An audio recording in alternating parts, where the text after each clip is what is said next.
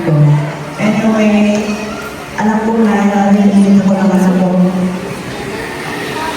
Happy 15th birthday na wish ko, gusto ko sana maging katulad na nilang normal na nakikipag-communicate sa mga bata. Pero blessed pa rin ako kasi napaka-pogi ng anak ko.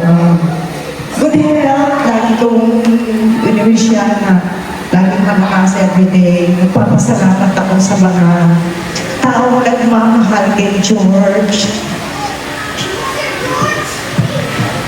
At saka thank you kay Ma'am Rosa sa effort dyan. Thank you.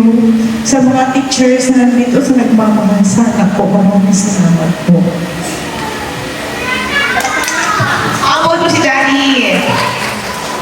Oh, Daddy only speaks English. So, happy birthday, George. We all love you.